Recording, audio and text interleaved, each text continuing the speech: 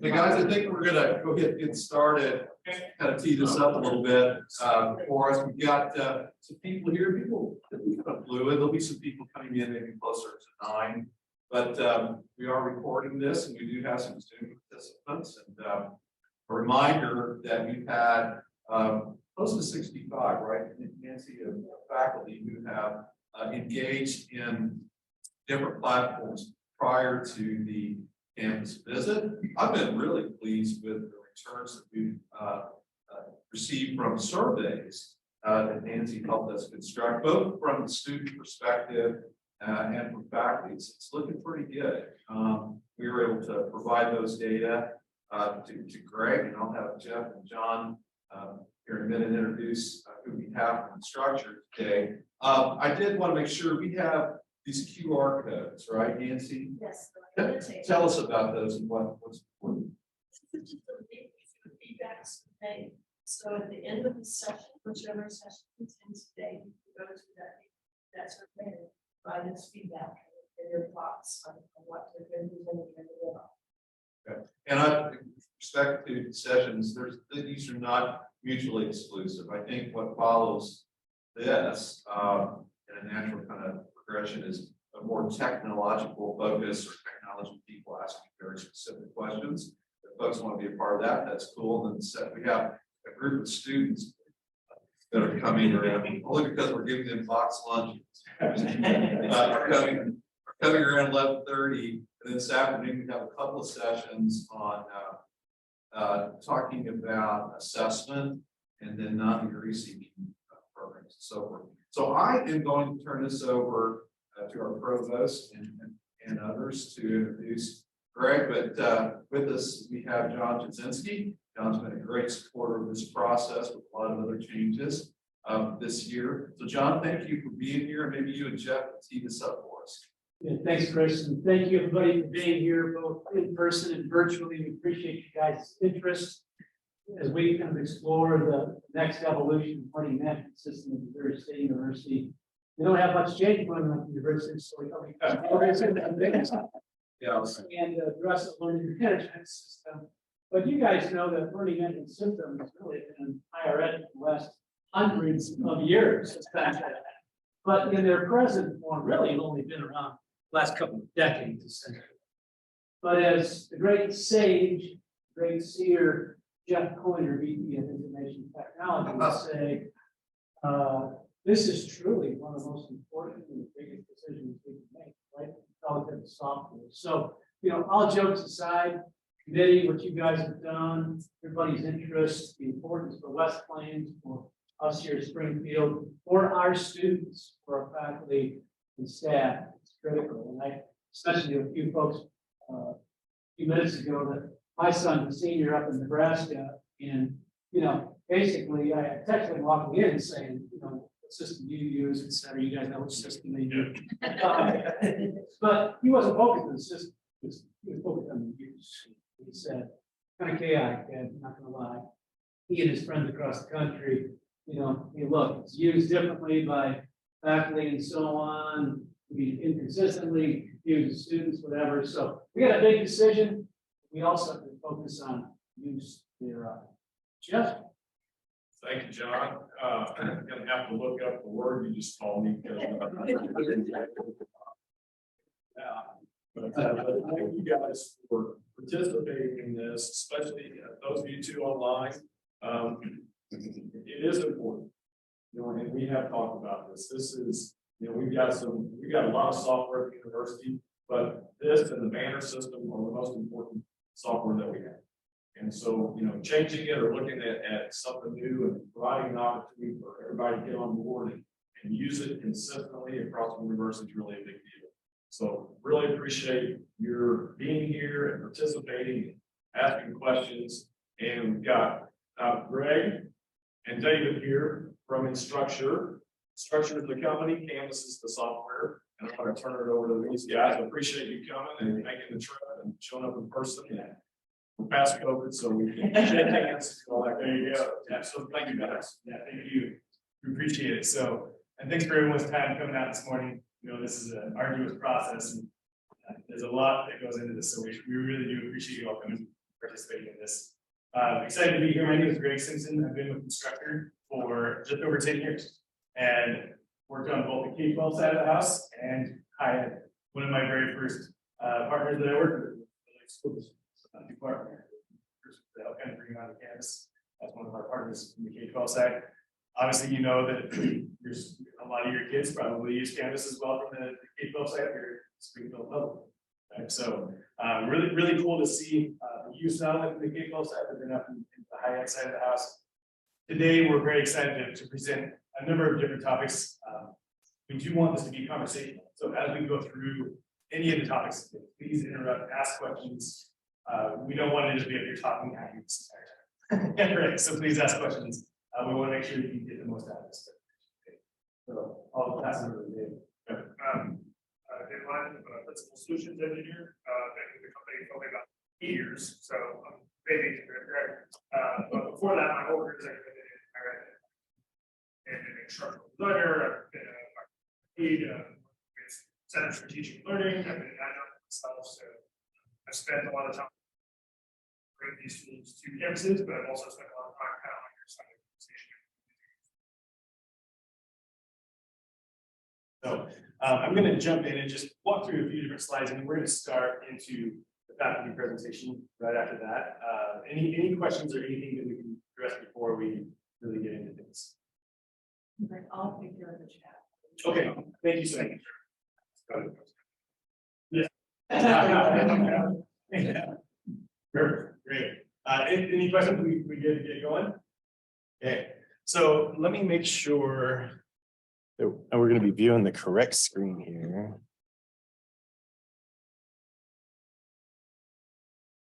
Okay.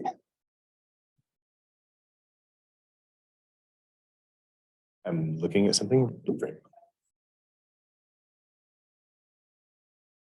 Should I minimize it here? No, I think that's fine for Zoom. We just need to make sure that It's on the right screen. put that on that screen, kind of switch where Chrome is and where the Zoom. Yeah. I'm so not used to it. There we go. Yeah, so just drink the whole thing over there. Now, reshare it. Is that still shared in Zoom, the presentation? Yeah, so you should Okay. be able to go full screen now. Okay. Things look good on Zoom and in here. Awesome. Oh. All right. Let's switch it back and make sure. Technology. How are we looking? Okay, that's what I think so. Yeah, it's just, but up here it's just not showing the right side. So I'm like, do we have any tech people in the room? We do not. We can probably just make this the same. Just mimic it.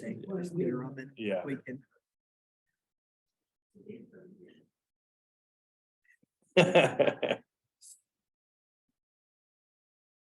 Yeah, I don't think there's anything we need to be able to keep private, so they can be mirrored for There sure. we go. Success. Cool. I think it's okay. Yeah.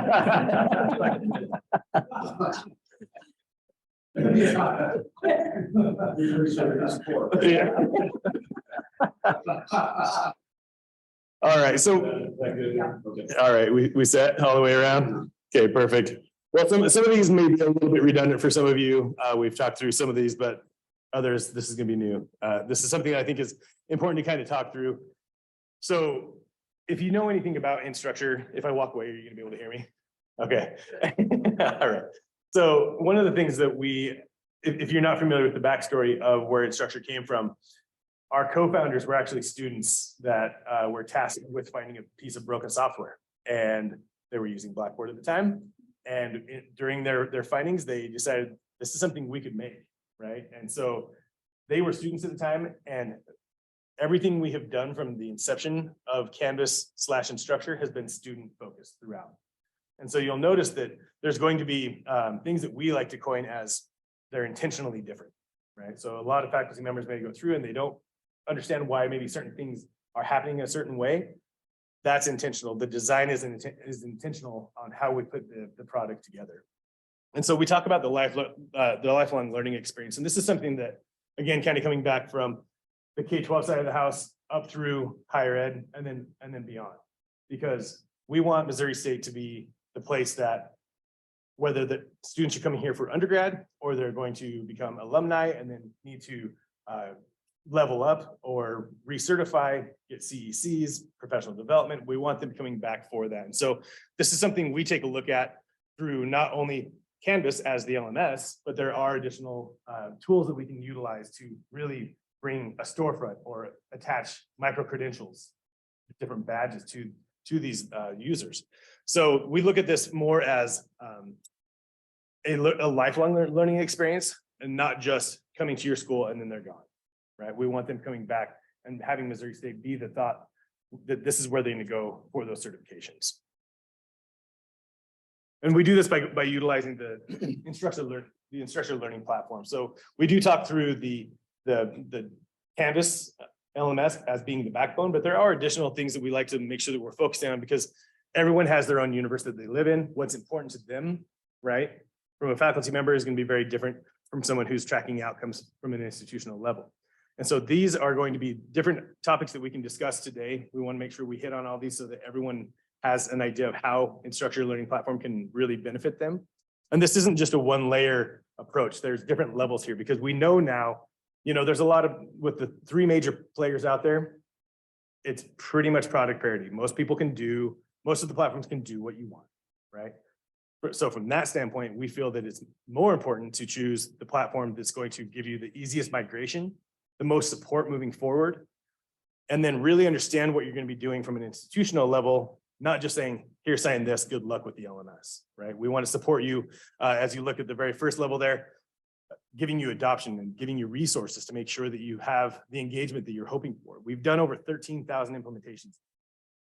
1,500 of those have been from Blackboard specifically, right? And so we have very good processes put in place to make sure that this is going to be as easy as a migration as possible, providing with the resources to be successful. And then diving deeper beyond that, it's not just the platform, but then the additional services that we can provide you, whether that's being focused on data, if you are looking at this as an opportunity to refresh your content, right? And maybe you need some additional help from our instructional design team, even if that's just consulting. And then the last part there is the partner ecosystem, because we want to make sure that the tools that you're already currently using, you're able to still continue to use moving forward, whether that's through LTI apps. We do have a list of strategic partners that we like to utilize as well, and moving forward with that as well. The best part is that all of our support is going to stay in-house. I know that this is a large piece of the evaluation is how are you going to be supported, not only in the implementation phase initially, but how are you going to be supported moving forward, right? Because change sucks. It's hard. it's really daunting sometimes. And so this is something that we want to make sure that any of the tools that you move forward with, these are in-house support agents. We do not outsource this. This is something that's unique to Instructure. We're the only ones that keep everyone in-house. So when you call in and you need additional support, they are Instructure employees. They know the platform inside and out, and they'll be able to get you helped out in the most efficient manner moving forward. And then you may have seen this previously. This is from Phil Hill's website. He does this, I believe, biannually, kind of the state of LMS in North America. And so over the last number of years, we have become the market leader. Instructure's been around since 2008, I believe, is when the inception was. So over the course of this kind of the small beginnings to where we are now as the market leader, we're proud to say that we have 100% retention of higher ed clients in North America. We've never lost a client. And we believe that this is because of the fact that we do rely heavily on our users, right? Now you look at this from 30 million users plus, we are constantly reflecting, looking forward to see, what we've done correct, what have we done wrong? Probably more importantly, what have we done wrong, and how do we do better in the future? And so we really rely on the feedback from our clients, the community here as well. As you look at the 1.7 million members in this community, this is an active area where you can come through and really ask questions. You can make idea suggestions. You can take a look at the roadmap that's public to see what's coming down the road. You can see what we've added to the product over the course of time. There's public release notes that allow you to subscribe to this so you can see what's actually going to be happening. Our joke internally is that today's Canvas is going to be the worst Canvas you'll ever have because we're constantly improving it every 3 weeks. It's a gradual upgrade every 3 weeks. Minor bug fixes, typically, some of those larger releases will be up to you when you want to actually input those into your system. We leave those up to you as the admins to do so. But then beyond that, we have these dedicated ambassadors that we are going to be jumping into the community and talking with like-minded people, whether that's to just, sort out an idea or answer questions, make sure that everybody is really feeling engaged in this community. So I would definitely encourage you to take a look at that. And I can provide links to this as well. And then some of the neighboring institutions that are utilizing Canvas. I was wanting to throw on some of the K-12 ones here, but I believe the ones that are neighboring, you probably already know because your kids are probably there using it, right? But we think that this really plays a large role because there's less of a barrier of entry for those users as they come to your institution. The LMS is one last thing they have to learn because they've probably been using it for a number of years at this point, right?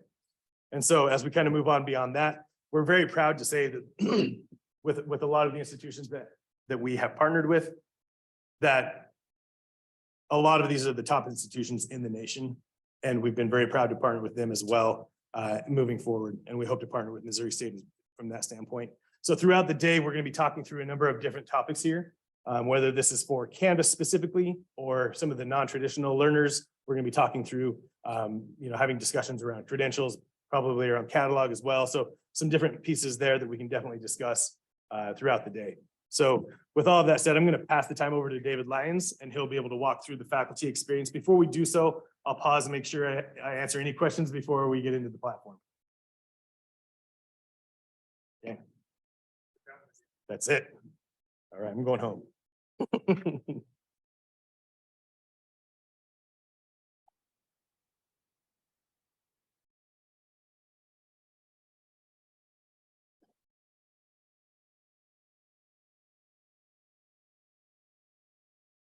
I don't have anything to plug in, screen's already shared, easy.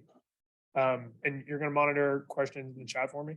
I will reiterate something Greg said.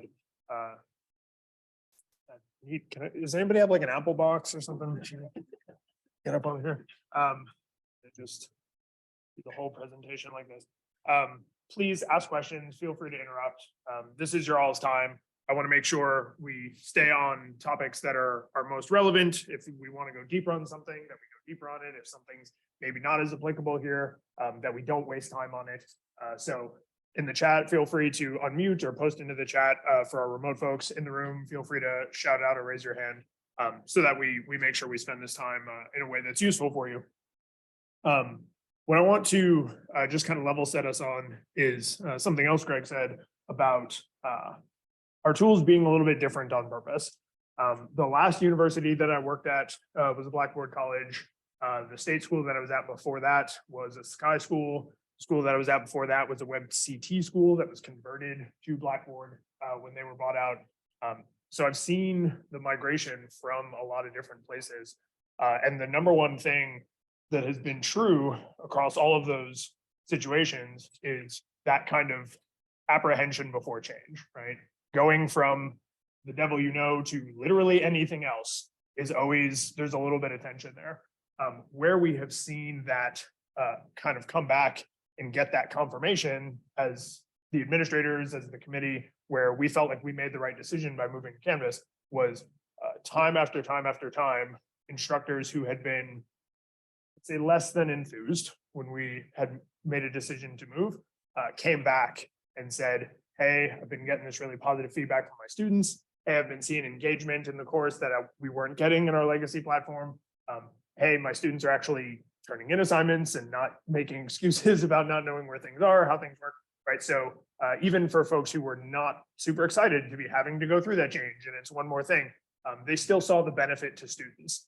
And I think we heard the comment earlier that that's kind of what the whole thing is about, right?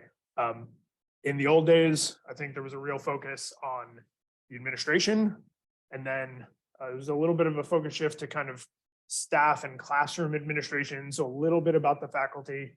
With Canvas, because we were founded by those students, we've really tried from day one to focus on the actual learners, right? How do these tools support teachers that are trying to support their students? How do we make sure that the students are actually kind of the center of what we're doing, because that's what these tools are really for, right, is teaching and learning. Some of the things that we are seeing actually right here on the dashboard to support that are the subtle sort of automated things that you get used to right away when you start using Canvas. One of them is my courses that are here. These are just here because Canvas knows about Banner, Banner knows about Canvas, so everything shows up automatically. But because we see Canvas not being used just for kind of traditional classroom enhanced instruction, but also professional development, also clubs and groups, also outreach, right? Other uses for the teaching and learning tools. What's important to me, having worn all those hats that I was talking about earlier, is that Canvas knows that I'm a complicated person. So when I look at these courses, I'm seeing courses that I'm teaching. These are all courses that I'm the teacher here. So if I go into those courses, I have my teacher powers. But this is actually a professional development course that I'm taking, right? So in that context, I'm the student. So I don't have a teacher account and a student account and a staff account and a TA account and an instructional designer account. I just have a Canvas account. And Canvas understands that in these courses, I have these powers, and in those courses, I have those powers, and I'm not having to log in and out, right? And that extends to things like this to-do list over here. So because I'm teaching most of these courses, my to-do list shows things that I need to do, which is typically grading, right? This assignment got turned in, this quiz has an essay question, this discussion has a new post. But any courses that I'm in as a student, I would also see, you need to submit this assignment, you need to take this quiz, you need to post this discussion, right? And because I have just one account, those things are neatly combined because I'm not a different person doing different things. I'm one person who has several things I need to do. Yeah.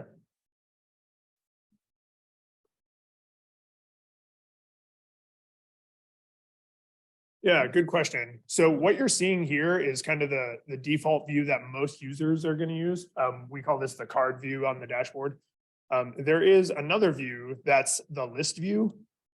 And this is a to-do focused view. So now instead of seeing kind of those cards where I can jump into courses, this is like a supercharged version of that to-do list that was on the side. This is far more commonly going to be used by people who are primarily students. So if I'm only taking that one professional development course, I might not use this view because it's just the different courses that I'm jumping in and out of.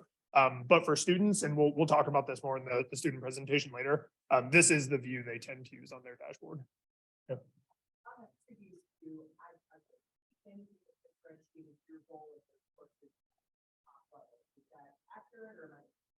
No, that's accurate. Yeah, so we, when we moved to this view, gosh, 5-6 years ago, we kind of experimented with that. And what we found when we interviewed teachers and TAs and students, right, people who had multiple roles, is they know, right? Like, I know that I'm not teaching growing with Canvas. And so it just added additional clutter that the folks we were interviewing were like, yeah, this doesn't really benefit me because I know when I look at these what my role in this context is. So when you're looking at someone else's dashboard, it's like, whoa, what is their context in those courses? But for yourself, we found it didn't have much of a benefit. Before we go into a specific course, I want to take a quick look at another global tool, which is the calendar. And what you have with the Canvas calendar is another important bit of automation that is this calendar exists because I'm in courses that exist, right? So if I have a course that has some assignments and quizzes and discussions and things, those are on the calendar because they exist, right? I don't spend any time setting up the calendar. The calendar isn't a tool that I have to go in and configure and create it and then make a version for my students. If I have things with due dates, they're on the calendar. If I change those due dates, the calendar changes, right? So I'm never thinking of the calendar as a thing that I have to go and set up and configure as a faculty member. This is just something that exists because my courses exist. And that includes if you are doing anything at the account level. We added about 6 months ago this idea of account level calendars. So if you have holidays that you want to call out, if you have special events on campus that you want to call out, you can actually put those on an account level calendar, and then those are automatically visible to everyone regardless of their course enrollment. So you can see I have a Lions University calendar on here that anything that goes on there is visible to everyone. And I can do that down into the account level as well. So maybe this event is just for the business college. Maybe this event is just for arts and sciences, right? And then anyone who has a course in those accounts will see those events. If not, they won't, right? So we try to put information in front of users that is helpful and necessary, and then not bother them with things that they would end up seeing as noise. One other thing I'll shout out here on the calendar is if I'm looking at, say, this quiz, I can see all the information about this, right? The prompt that would come up at the top of this quiz. Students, of course, would also be able to dig into these details, and then they could go directly to this item. And so they don't have to go and navigate into the course. They could just jump right through it, just like they could from the to-do list. But because I'm the teacher in this course, I can actually edit or delete this item from right here. But the most common thing I'm going to be changing if I'm in this kind of temporal calendar sort of view is a due date. So I could just say, you know what, I want to move this over here. And that seemed like a really little thing. And because we've all had Google Calendar for 15 years now, that is a really little thing. But what matters about that is the ripple effect, right? So when I just made that little movement, I updated the calendar for my students, because of course they see the same calendar that I see. Their to-do list got updated, my syllabus got updated, my modules got updated. Anywhere that due date shows, it's now correct, because if I change it anywhere, it changes everywhere. If I'd gone into the settings and changed it there, it would have updated on the calendar. If I'd gone into the teacher mobile app on my iPad and changed it there, it would have updated the calendar, right? So I don't have to think, what are the 20 places that a student might see the due date? I know if it's right anywhere, it's right everywhere. So when I used to be a faculty trainer in a previous life, I told my teachers, if you ever catch yourself typing a due date by hand, you have wasted your time, right? This is due on Friday. There are 20 places that the student can see when it's due, but the place we can't update is if you write an email by hand where you type out that date, right? So by relying on the half dozen and a half places that a student can see this, I know if it's right anywhere, it's right everywhere. And I don't ever have to worry, oh, did I go back and send a new announcement and make those changes, right? I let the robots handle that. Oh, sorry. I'm assuming that doesn't work with publisher due dates. Can they integrate with that? Yeah, so most of the major publishers do integrate with that. So if They'll give you the due date. They won't change it on there. So they can do that. Yes. So like your McGraw-Hills, your Pearsons, right? The real big publishers, they do usually have that level of integration. So if I change a due date for a McGraw-Hill assignment in Canvas, I would expect that to change on the McGraw-Hill side and vice versa. This is actually something I think we're going to talk about a little bit in maybe the next section with integrations. But essentially, you probably heard the term LTI, right? So this is how different ed tech tools talk to each other. It is an open technology standard, but the support for it is not the same. So when some of our competitors, I won't name names, when they say, oh, we support LTI, that is literally true. But what does that actually look like when these two tools work together? We have a really, really deep system with how we integrate with our partners. So you can expect behaviors like that in Canvas, not necessarily in other platforms. Yeah. And that also helps you all think about the other tools you're using. What should you expect from your other partners, right? If, let's say, McGraw-Hill has a great integration with Canvas, that might make them a better partner than, say, Pearson. No knock against Pearson. If their integration is maybe more half-hearted, then that might change how you look at the way things integrate. Let's jump into a specific course here. So I've left the dashboard, so we're kind of out of that global context. We're into a specific course. You can see I still have a to-do list on my course homepage, but now it's scoped down to just this course. So instead of seeing all of my to-dos across all of my courses, now I'm just seeing things in this context, which is nice. I don't think I mentioned, but the to-do list is something that's not only automatically generated, but it's automatically maintained. So if I go in and do some grading, those things come off my to-do list. If I have an assignment to submit and I submit that assignment, it comes off my to-do list, right? Once it's no longer necessary, we get it out of your face because otherwise it just becomes noise. And we don't want you to have to go in and micromanage yet another tool. So when we think about the actual course material, what we mostly think about is modules. I heard a few different people this morning already say having courses that are built differently is feedback you hear from students, right? This course is built one way, this course is built a different way. It can create confusion, right? Not necessarily that one way is right or wrong, but that there's some inconsistencies. And we have some tools to help you manage that if that's something you're interested in doing institution-wide, where you want some more consistency, some more kind of templatizing. But we think of modules is sort of the backbone of any really good course. Not just because it's an easy way to organize things, but you get some kind of ongoing maintenance things for free. So for example, this module, which remember, this is really just a collection of my course stuff, right? So my pages, my assignments, my discussions, organized into modules.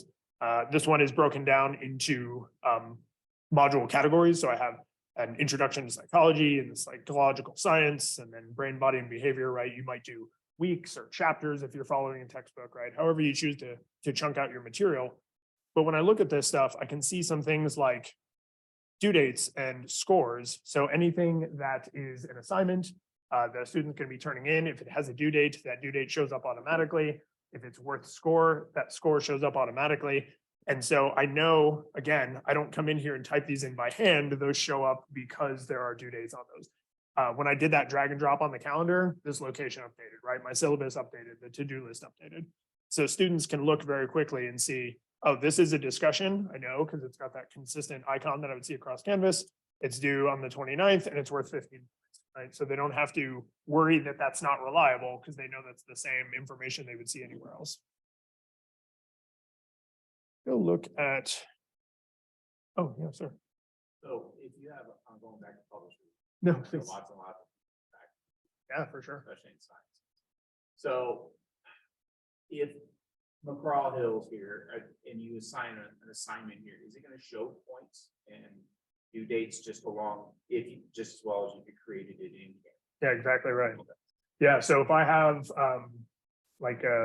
is it lab something is one of their integrations. Yeah. So if I have McGraw Lab something, I would expect to see that assignment show up here exactly like the native Canvas assignment.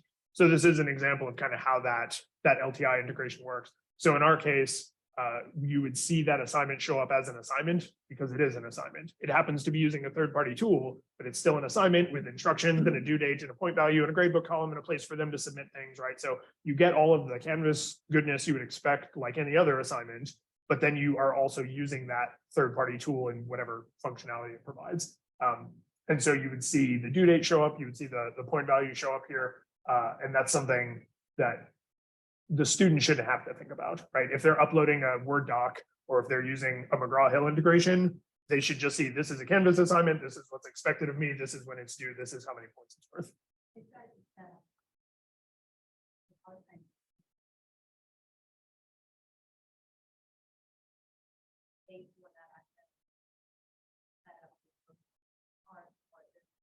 Ways you have to set it up for work. Definitely can be, but Yeah. Yeah, so for institution-wide stuff, you can expect that to usually be set up by central admins. So publishers, it sounds like maybe. Yeah. Yeah. Yeah, and that's where we would want to see some of those standardized things. So if I teach in sciences, that can be set up for me. So I'm not going in and doing that each one. But yeah, that is something that you all get to decide. Is this rolled out to everyone? Is this just rolled out to one department? Is each faculty kind of on their own? Yeah, options for sure. Let's look at one of these assignments. So when I come into this particular assignment, I've got my submission instructions up here at the top. I've got the rubric that's attached to this. But I want to see what a grading experience looks like, because this is where we're really kind of drilling into, I think, one of the most important parts of Canvas as a platform. The speed grader, this tool that we're looking at, this is something that's actually been in Canvas in some form since the very, very early days. This was one of the first big things that our founders knew was going to be a game changer. But because it is so critical to the teaching and learning experience, we've continued to develop this and invest in this over time. And we will for the foreseeable future. I don't see the feedback loop going away as a critical part of teaching and learning. So what you're seeing here is the students' content on the left, anything that they submitted. In this case, it happens to be a document. And then on the right, I've got my rubric and a place for feedback. But what's cool about this is a few different things that are happening. One is because this was submitted through Canvas, I don't spend any time thinking about what assignment is this, what course is this for, who made this submission, right? I can see that this is Natalie's submission. I can see exactly when she submitted it. If she has multiple submissions, I can see all of her historical submissions because we just store those indefinitely for you. I can see the name of this assignment. I can see when it was due, right? So I have a lot of context that's just nicely wrapped up so that I can focus on the content.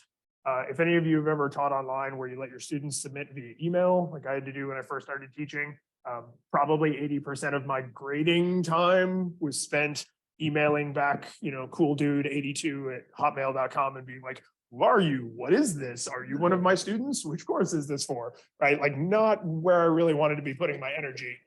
So here I know exactly what the context is, and then I can just focus on the content.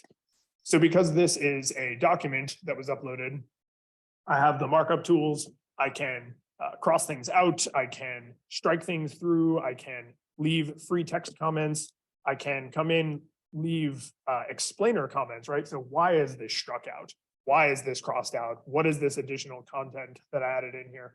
And then I can actually come in and reply to those comments. So what you start to end up with here is not just a place for me to shout a score at a student and say, hey, you got an 8 out of 10, good work, or you got a 4 out of 10, better luck next time. This is a place where I'm not just giving feedback, but they can come in and leave feedback on my feedback. Because when they look at this assignment, this is exactly what they see as well.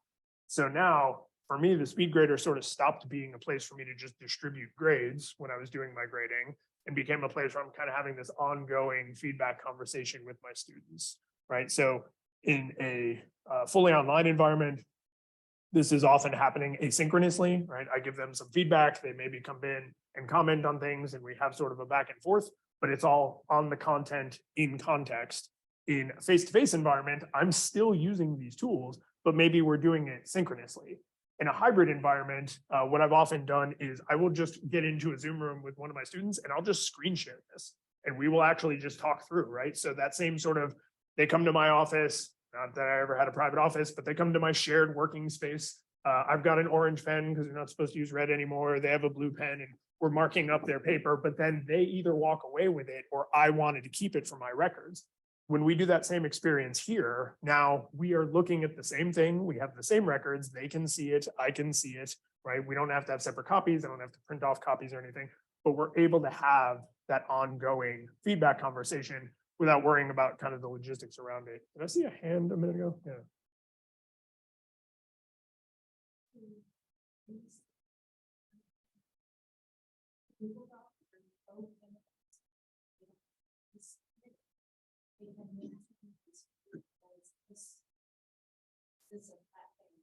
That's the thing that I have to make recommendations.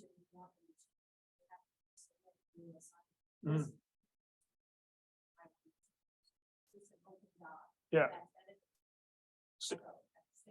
So it would be either depending on your need. And so what I mean by that is you may not want them editing a live document because you want a record. This is what you submitted. I'm giving you a grade based on this submission. And then you can resubmit if you want a different grade. But now I have both of those submissions. So you can see here, they have a previous submission and then another submission. Depending on how you teach, you may say, no, I want those moments captured in time. We do integrate very deeply with the Google suite of tools and the Office online suite of tools. So if you want a live document along with the speed grader, then you can actually do both. So you can say they're submitting this live document and we are actually editing this live document, but it's still only the one submission, even though it's changing over time. So really it's just kind of personal preference.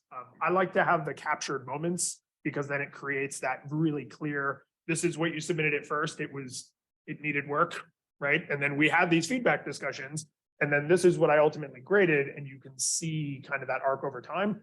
With the Google Doc, that history kind of it's in there, but it gets pushed off to the side into the view history. So it's just personal preference, but we want to support both because they're a little bit different pedagogically. If students are using the feedback, if there's something signally that I have. Yeah, so on the dashboard, right underneath my to-do list was a second list. And that's where I'll see things like recent feedback. If I'm a student, if I'm a teacher, I would see that I've received comments from a student. Yeah, so what we don't want you doing is saying, okay, I have 150 students. And I'm gonna go in every day and I'm gonna check every single submission to see if any of them left me any, right? It's going to your mailbox and kind of looking, right? We don't want you to have to do that. So not only are they notified when you give them feedback, but it works in reverse too. And let them stop submitting? No. So you can't currently not let them talk to you. So that is, yeah. Yeah, it's something we've grappled with over time. The reason we haven't implemented it is two things. One is students are generally less talkative than we want, not more talkative than we want. So we're typically not being overwhelmed with their communications. And two, just kind of philosophically, we don't feel great about kind of putting that kibosh on there. But yeah, so if they went back to, it's week 15 and they went back and commented on an assignment from week 1, you'd get the little ping, like, hey, they went in and left feedback. I think just to add something as well, so you will have access to that feedback not only on that and beyond that. I would set up a notification services, whether that's through email, through mobile app, push notifications. So you can really define how you can. So you can't come into the platform and see that. The student could be messaging you on the mobile app. If you have a set of reasons, Canvas becomes that communication hub. Make sure that everybody's being communicated with that heard. So, you can come to the dashboard and see that there. You can also set it up maybe a daily Digest. of what feedback. So it could be set up in a frequency.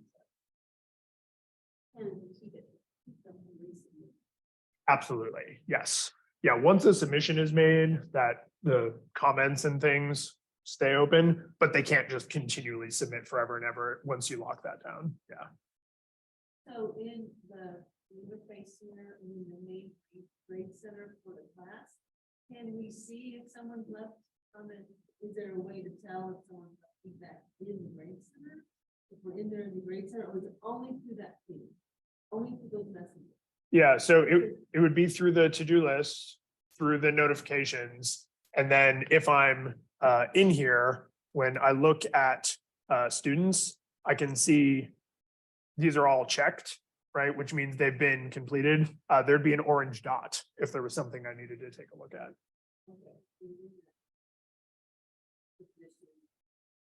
Yeah, where I'm doing the work. Yep.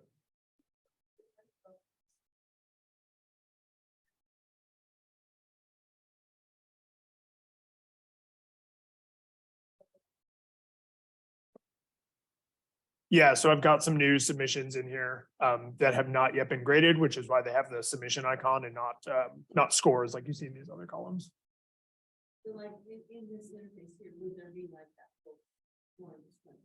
There isn't a notification dot of comments here, and we'll talk about why, like how we think about the gradebook in just a minute. One other thing I want to mention while we are still in the speed grader is I have this rubric over here on the side.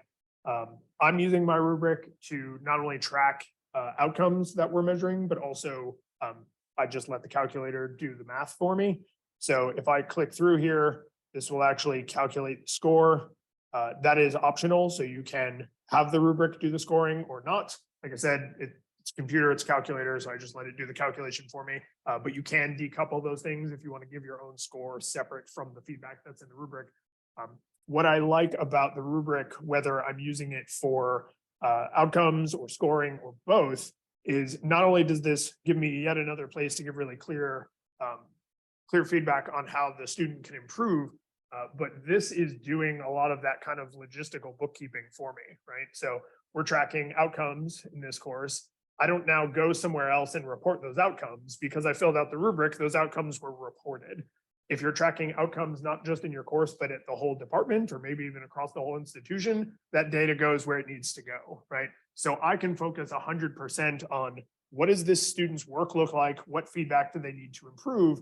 And I'm not spending any time on, okay, now I have to go open a spreadsheet and type numbers in. Now I have to go open a different spreadsheet and type words into it, right? So the bookkeeping is happening automatically so that my effort is all going into that student. How do they improve? What do they need to hear from me? Down at the very bottom, I will just point out, oh, sorry. Oh, yes. Yeah, good question. So I have, mine is actually disabled. I don't have any comments saved in here. But you can, after you enter a comment, you can save that to your library so that you can reuse it.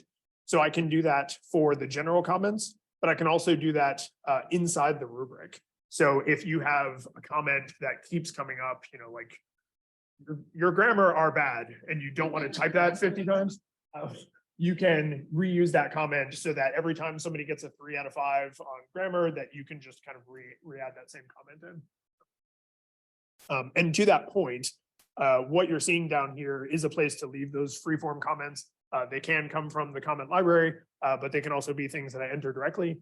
What I have found myself doing a lot, and I don't know if I can demonstrate up here, because I don't think I have a camera. But what I can do is turn on my webcam and microphone. You can see here the audio is bouncing because there is a microphone up here. And I can actually leave audio video comments right inside the speed grader that are private between me and the student, just like all this other feedback. So most of the teaching I've done has either been fully online or hybridized. And so some of my students, they may never see me in person. And I've been told that I write the way I talk, which is a polite way of saying you come across really negatively in your writing. So I tend to lean on video feedback because then they can see my smiling face, they can see all of my gesticulations, and that comes across usually more accurately in the way I actually mean it, right? And because a lot of my fully online classes, I never see those students in person, or I see them maybe once at the beginning of the semester or the end of the semester. Now they have, kind of a face to go with the name. They can get a little bit more of my personality, right? It just makes it a little bit more personal. And they have those tools as well. So I would encourage them, if they're comfortable with it, hey, you can also turn on your camera and ask your questions and be kind of present in that way if that's something that they're interested in doing.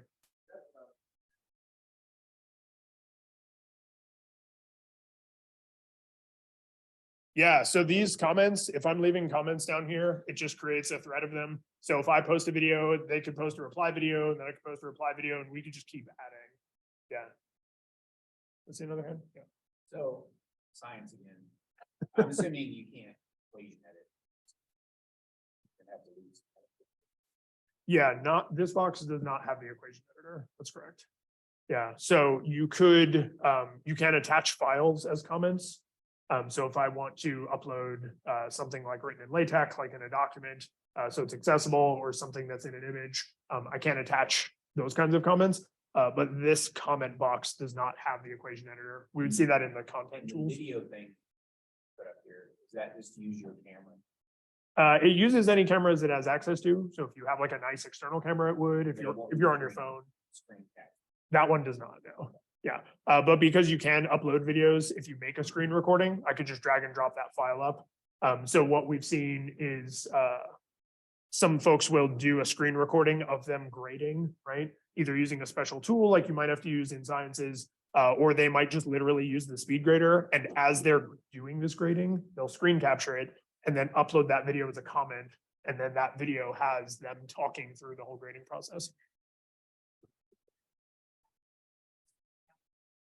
The built-in video player doesn't do automatic captioning today. Canvas Studio, which is another tool that Instructure makes, that does have built-in auto captioning. We do have the ability to upload captions. So in the built-in player, you can upload caption files, but it's not doing auto captioning today. I hit this thing and then it popped right back up on me. So we had a question about the gradebook. So I want to talk about this because this is another place that I think different on purpose is exactly the right way to put it. Having come from Blackboard schools and Blackboard adjacent schools in the past, I know Blackboard places a really big emphasis on the grade center and sort of what that tool and experience is like. And having taught in both systems, my favorite thing about the Canvas gradebook is how little I think or care about the Canvas gradebook. This is a reflection of my course, very much in the same way my calendar is a reflection of my course. Because my assignments have due dates, they show up on the calendar. Because I have assignments, they show up in the gradebook, right? So this isn't a tool where I say at the beginning of the term, okay, I'm going to go in and I'm going to set up my gradebook and it's going to have these columns and I'm going to make it work and look like this. This gradebook exists because I have a course and that course has stuff in it, right? So right away, I'm already not thinking of this as another part of the course I have to create and set up and bring into existence. It is here to sort of help me teach.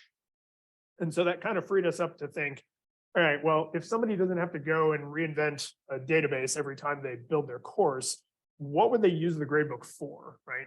Most folks are not entering grades here. You can, if you just really love typing numbers into spreadsheets, you can come in here and directly enter grades. But because the speed grader frees people up to really focus more on that feedback piece and then the logistics are handled for them, I don't have to come in here and enter grades, right? When I just went through and clicked through that rubric, that grade came in here, right? The outcomes came in here. I didn't have to come and do that as a separate step. But I can, if I have something that's say like a face-to-face assignment, right? Like if I was grading participation today, maybe I would come in and just type numbers into the boxes if I wanted to, but typically I'm not having to do that. What I am getting the benefit of though is something that we call statuses. So you're seeing these colors that are in here. And what this lets me do is kind of get a heat map of what's going on. So you can see a lot of red in here.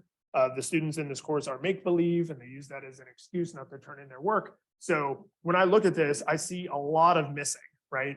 And if this was just a spreadsheet of numbers, I might not get that quite as obviously that, oh, wow, only 2 people have turned in these 2 assignments. Everybody else missed it, right? That's going to get my attention in a very different way than if I just have a column and rows of numbers and letters and percentages.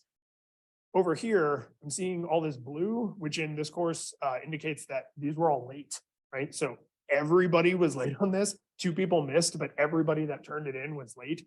And because I know my course, maybe that doesn't give me a lot of concern. Maybe I know I set the due date on that way too early, and so I'm not worried about it.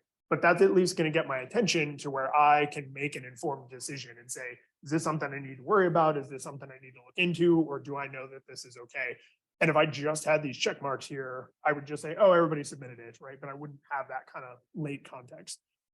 We have a few other statuses for things like missing or excused, right? So if you have a lot of missing, if you have a lot of late, if you have a lot of excused, you can quickly just kind of see that heat map, which is going to help this tool actually inform you about your course, as opposed to just being a place you have to manage the spreadsheet. Yeah.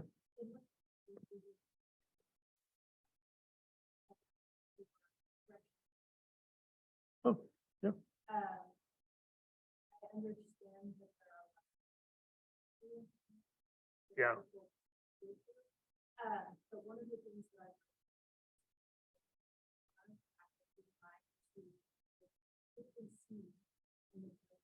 Mhm.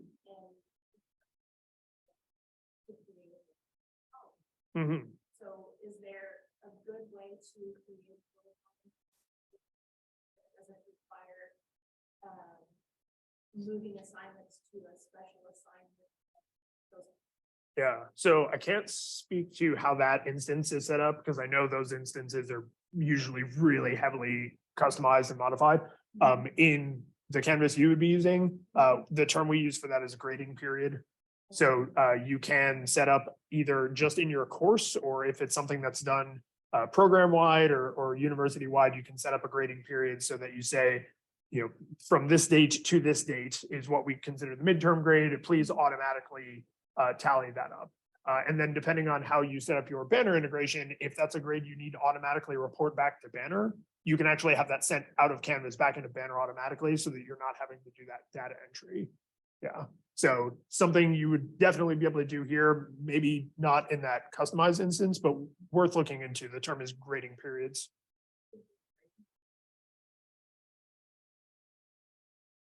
Yeah, so that is how most people set it up, is that it's not just automatic into Canvas from Banner, but it will do grades back into Banner. I don't know about any of you, but I spent one really long, really boring Saturday early in my career doing grade change forms for every single one of my 45 students because I had screwed something up in the Sakai gradebook and then I reported wrong grades. And then I had to go and fix every single one by hand. And I said, I'm never doing manual grading again. I will let robots talk to each other and they can report the numbers over. So that was like my conversion to automated grade reporting. Most schools that have Banner choose to do that because it's a huge convenience for faculty. You've already entered your grades here. Why go enter them again into Banner? Yeah. So if they weren't planning to set it up that way, get your picket signs ready. If you don't have credit. Talk about that. You don't have automatic grades. Well, every faculty member has. Yeah, yeah, So you're saying that schools would. Once a grade is posted in May, let's say a grading period, like you said. Mhm.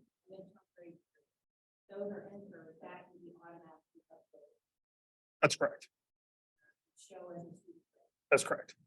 And then you're also saying that can be the same for final grades as well. Yes. You have to do it in grading periods. So this date to this date and whatever the grade the total is, then that becomes the final grade. Yeah, so final grades are just a default part of how the grade book works. And then grading periods are optional, which it sounds like that's something you all do here. But every course is going to have a final grade based on whatever materials in that course. So if I have this integrated with Banner, my final grade here can be automatically pulled into Banner so that I'm not doing that double grade entry. Now, I will say, just in the interest of fairness, the technology is not the limiting factor here. It would be the institutional policies. I have worked at schools that essentially wanted faculty to be responsible for the final grades that were entered and did not want that to be something that could be blamed on the software. So we did manual grade entry because it was just policy of the institution, right? So I encourage you to lobby for automatic grade entry because I think it's way better. Canvas makes it really, really simple for everybody involved. We have a great integration with Banner that's incredibly stable. But if you don't see that kind of thing, that's unfortunately institutional policy, not the tech. Yeah. So, of the grades, the intent for some changes, would depend on the skill of the faculty designing it.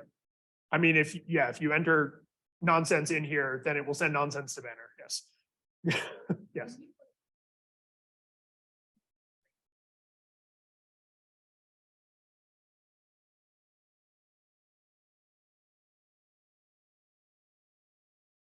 Letter grade. Yeah. It is nice.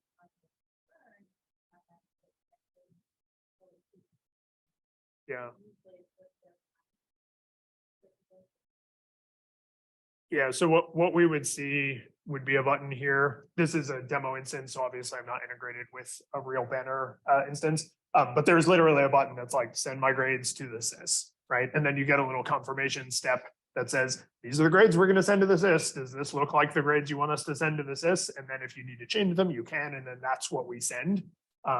Most cases, the Canvas gradebook is what you want to send. So you just kind of do that confirmation step, but it saves you the double data entry, right? Because that's where the transcription errors are most likely to occur. You're on student 75 of 500 and you start to get highway hypnosis, and it's way easier to have a confirmation step as opposed to actually entering them twice. Your export or import of columns comes out in what format? CSVs. Yeah. Flat And spreadsheets. Okay, I used Canvas a number of years ago. Okay. I'll just say I had a nightmare with it. Because one of the things I didn't want to do was create weighted columns. So if you had like 5 different streams of points and each one was worth different points, Mhm. then it became a real issue setting the grade book up. I don't Okay. know if that's approved or not, or where you stand at. That's too in detail for what we're talking about right now. Yeah, so we did a couple, about 3 years ago, maybe. We did a pretty big overhaul on the grade book. So it sounds like you may have been using the older grade book. Yeah, it probably was. But Yeah. it was a nightmare. Because Yeah. like, for example, you might have homework work 10% of your grade. And I want them to know what they're doing on their homework, so I want to call as a percentage, and then I want to know what their test percentage is, and then it calculates a grade, and I just could not get that to work. at Yeah. all in grade. Yeah, so the way we see this in Canvas is what we've a feature we call assignment groups.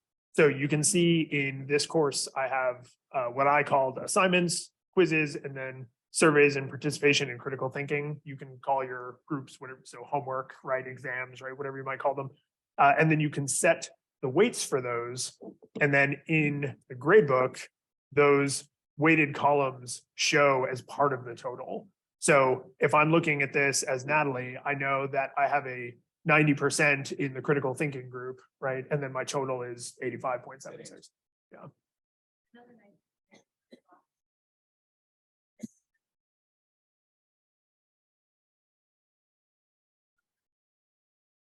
Yeah, and the way this is communicated, I mentioned the dates being automatic on the syllabus, man, that thing just does not want to go away. But if you are using weighted grading, we will also automatically show students on your syllabus what the weighted grading breakdown is like. They can see it in the grade book as well. If it changes, obviously it changes in both places. So this is a great place where there's a lot of transparency, right? As a student, I should never be asking myself, what is this worth? How does this count toward my grade, right? And as a teacher, I sure don't want to be answering that question 100 times every semester. Well, something your thing did. Oh, no. Something Yeah, your platform does really well, just for other people in the room, that, you always get the question, what do I need to get on the final to get X grade? Yeah. You just have that, you just enter in what they want and it'll automatically recalculate their grade. So they don't ever have to ask that question. They can literally just go to their grade Yeah. book in that column, enter their grade, and it'll recalculate. It doesn't keep that grade, of course, but they can, I just thought that was. And I'll actually show that in just a second, but sorry, you've been very patient. So I think first one, but I didn't hear very well. Can you set up so that if I give 10 quizzes, the top 8? Yeah. Yeah, so in the, where I'm setting up the weighting, I can tell it to drop lowest and any number of them. I can also tell it like, don't ever drop this one, right? So I have 11 quizzes. This one is critical, never drop it, but you can drop 2 of any of the others. We also support dropping the highest, which frankly, I just think is mean. Who grades like that? But you can.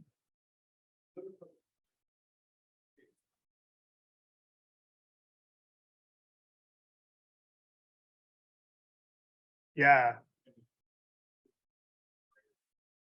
Exactly right. Yeah. And because there's 2 really common cases, right? All of my teaching's been as an adjunct. So I often found out I was teaching a course after the course had already started. Surprise, right? So maybe I was kind of building the plane while I was flying it. And by the end of the semester, I had 10 quizzes, but on week 1, I had 1 quiz because that was all I had time to set up, right? But my categories just automatically respond. If I add new stuff, it rebalances. If I maybe delete something, maybe I'm taking over a course someone else taught, or I'm pulling in something from a publisher. The publisher gave me 10 assignments. I only want 8 of them. So I just toss those out of there, right? And because I am using that weighted grading functionality, it's just automatically rebalancing whenever I make a change. Yeah. So I want to do a quick show of that student what if feature. And we'll talk a little bit more about this in the student session, I think this afternoon. But when I look at the gradebook as a student, I'm obviously not seeing that spreadsheet view. I'm seeing just the grades that I have, right? This is a feature we call the test student or the student view. If you've ever had to contact your IT person and say, hey, can you please enroll John Fake student in all my courses so I can see what the course looks like? That's just a feature that's built right into Canvas. So you have control over this. You can go in and take your whole course as a student. You can grade yourself. You can give yourself feedback and see what that entire process looks like. So you never have to ask, what does this course look like as a student? Because every course has the student view built in that's just available to you as a teacher.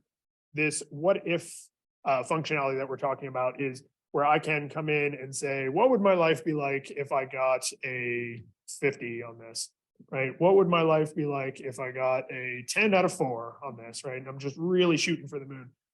And I think the most obvious version of this is exactly what you said. I don't want to have to answer, what do I need to get on the final to get a C+ or to get an A- or whatever. What I started doing with this feature when I was teaching in a graduate program at UCD was I would actually tell my students on week 1, go in and fill this out. Decide what you want to get in this course, go in and fill out the grades you would have to get the final grades you want. And then as real grades are coming in, they're slotting over those what if grades. So now instead of it being kind of an anxiety reactionary tool, I'm actually encouraging my students to use this as a planning tool, right? if I'm in undergrad and I have a sports scholarship or I'm participating in some club that requires me to keep a certain level of academics, I don't want to find out after I'm going to get kicked off the team that I didn't do well enough in the course. I want to know exactly where I need to be each week, each assignment, each quiz, each whatever, to keep my B+ average or whatever it is so that I can stay where I'm at, right? So this is good, no doubt. It's stopping students from saying, we have to get on the midterm, we have to get on the final, what about this, what about this? Because they can do that so easily themselves. But I think its real power is in, don't let yourself get there. Don't get to where you're panicking. Plan out so that you know where you need to be and that you can stay on track. Yeah. No, please, yeah.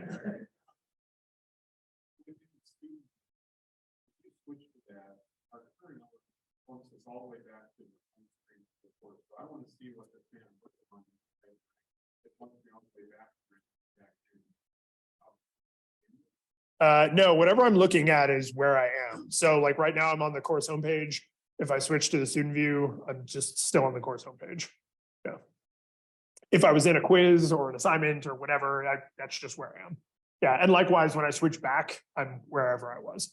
The only exception is if you tried to switch between things that a student doesn't have access to, obviously we would kick you out of there. So if you were trying to look at a quiz that was not yet available to students because it wasn't published or something, when you switched into student view, it would kick you out and you would see the same error that a student would see.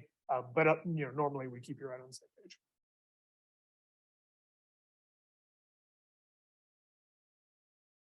Yeah, it does. So that's what I was, when I said you could kind of like live your whole course life. So I could come in here as a student, look at some pages, post a discussion, submit an assignment, right? Do whatever I want. And then maybe I make some big dramatic changes to my course and I want that student's life to start over. Then I can just come down here and click reset student and then it wipes them all out. And now it's like they're a fresh new enrollment in the course. Yeah. So it'll persist until you tell us to get rid of it. Yeah. Oh, okay. Yes. Yeah. Like they're a brand new enrollment.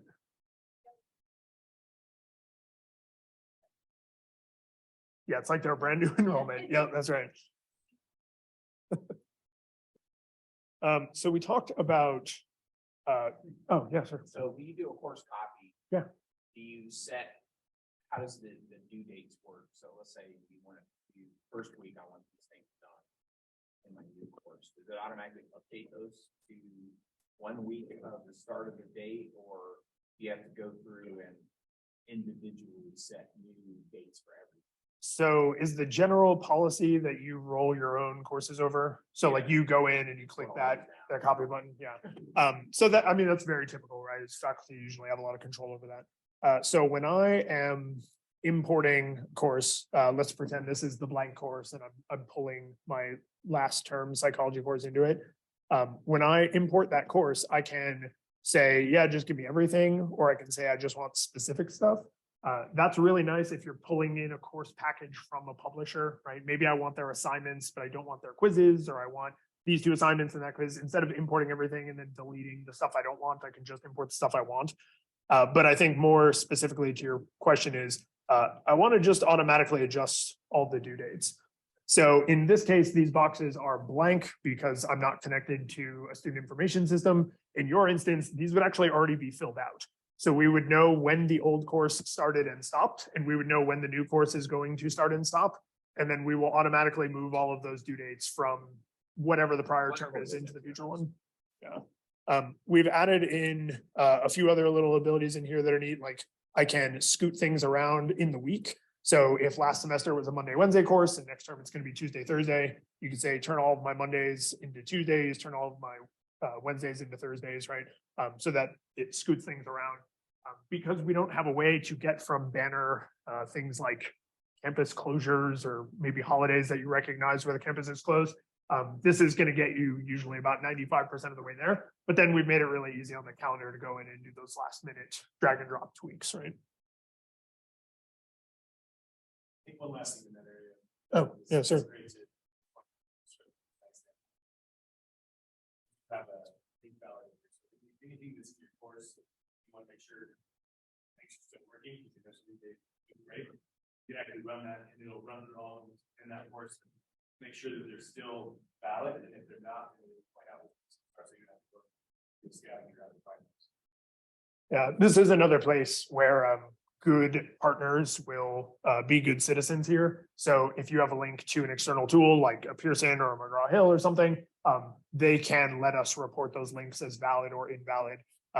It's tool by tool because they have to choose to support that functionality. But just like Greg was saying, I have a couple broken links in here. And so it tells me exactly where they are. You know, this is the item that the broken link is on. This is exactly what the broken link is.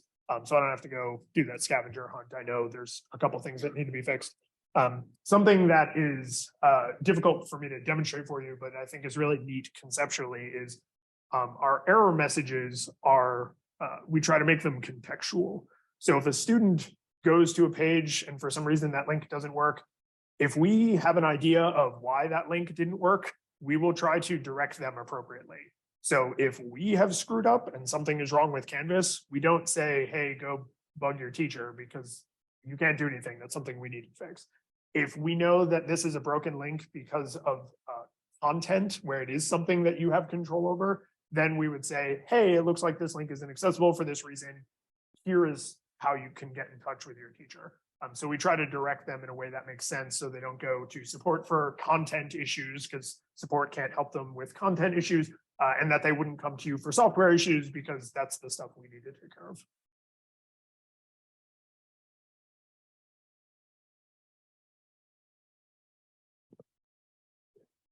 Oh. In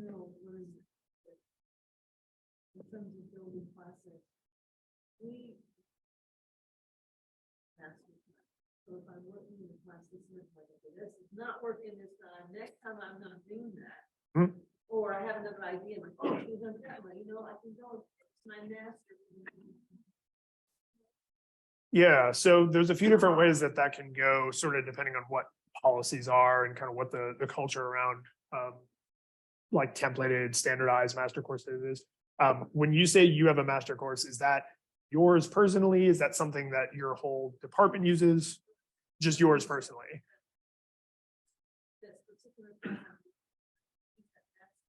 Mhm. Yeah, so if you're happy with that workflow, like kind of this is where the permanent lives and then I copy pieces out of it, you could do that exact same thing in Canvas, just like you've been doing. Thinking too about when I just showed in the import tools, you can select specific content. So I might say, okay, I've just updated this one assignment in the master, but I want it now. I don't want to wait until next term. Instead of copying the entire course over your active course, you could say, I just want this one assignment. We've also made it really easy to do that out to other people. So if you are maybe lead in your department, or if you have some instructional design responsibilities or something where you're building content that other folks might be using, we've made it really easy to share whole courses or atomized parts of courses around inside of the institution. And if you really want to go super generous, you can use this thing we call Canvas Commons. This looks like a separate tool, but this is just a part of Canvas LMS. This is something everybody in the Canvas community has. And I can put atomized learning resources all the way up to entire courses into the Canvas Commons, where maybe they're private and they're just for me. Maybe they're just for my peers at the institution. Maybe I even want to make this stuff public. And I just say, hey, I made a really cool assignment for my Psych 101 course. Anybody can use it. It's Creative Commons. Go out there and teach your best life. So this is another way that you might reuse your own materials because everything in here defaults to private. So if I store anything in here, it's just for me unless I choose to share it. Or you can use that kind of master course workflow. Yeah. In the conversion from our current system to Canvas, how's that going to work? You don't have to rebuild on them. No, so Greg mentioned we've moved a lot of customers from Blackboard, right? So we have really good migration tools around Blackboard because we're the most experienced moving folks from Blackboard. So what we typically see at an institution is when they first come over, they'll do a bulk migration. So they'll say, here's a whole bunch of Blackboard courses, please put them into Canvas, and we have a robot do that so that it's just all done in bulk. But you actually don't have the migration tools cut off once you have moved over. So when I was just looking at the course import tools a minute ago, I can select to copy from Canvas, but I could also import from another LMS, right? So I can say, I have this course from, I also teach at the community college and they're on Blackboard. I've exported my Blackboard course and now I'm going to come over and import it into Canvas, right? So we would do this for you in bulk as part of your implementation so that you're not doing it onesie twosies, but these tools are still available to you ongoing. So you can continue to pull stuff in from external places, from publishers, from other LMSs and stuff, because we just bake these tools right in. Yeah, yeah, but that first initial, when it's like a bunch of courses, that's robot work. Mhm. Yeah.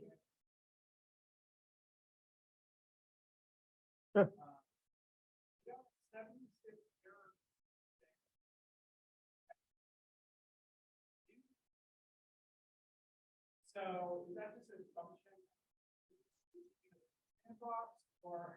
So without knowing the exact error messages,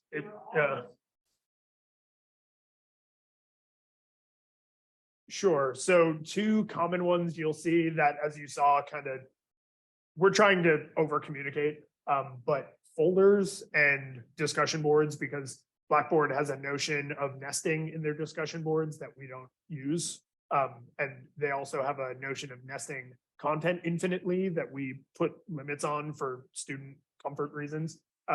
So the content comes over. What that error is reporting is that some of that hierarchy may not have translated. Yeah. So that's why when you look, you were like, well, here they all are, right? Yeah. It's almost definitely that hierarchical. Blackboard and some of our competitors will allow kind of like infinite Russian nesting doll hierarchies. Every student I've ever spoken to is like, please don't add that to Canvas because it's confusing and I never know where anything is. So that's what you're seeing in those error messages, is that hierarchy was flattened. Yeah, so if you have a lot of discussions, you'd see that error a bunch of times because it's letting you know for each one. Yeah.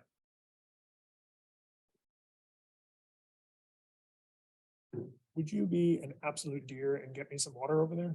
Thank you. Oh, Migration. Yeah. All right, so we have many courses that are chemistry. We have many courses that are built with rhythmic questions and test banks and things like this. Mhm. Your equation editor is different from Blackboard's equation editor. But all that's going to break and not work in the migration. so if they are doing anything that is, And I know math does this too. yeah, if they're doing anything that is non-standard in a way we can't intuit, it's possible there'll be some transcription errors there. My experience bringing over math and science courses has been they do a pretty good job of adhering to normal standards so that your calculated questions come over as calculated questions, your item banks come over as item banks, right? So they may have a different term for it in Blackboard than we use in Canvas, but the underlying data is data we understand. So if you have a question that's like a 2 + X = 4, and that X variable is actually randomized for each student, that's something we understand, and that question would import and work the way you would expect without you having to do any cleanup. I don't think that they have any proprietary things right now that we don't have import tools for, but they could have added a feature this morning that I'm not familiar with, but I would expect your math stuff to come over and still be math stuff in Canvas. Yeah. What about creating, not just importing, hopefully all our questions be imported. Oh. But I also spent years of my life creating questions because I feel that their editor is so frustrating. I'm going to create a new question and then you start to move and then the screen moves on you because it's still loading things, and then you push a button and it loads more stuff.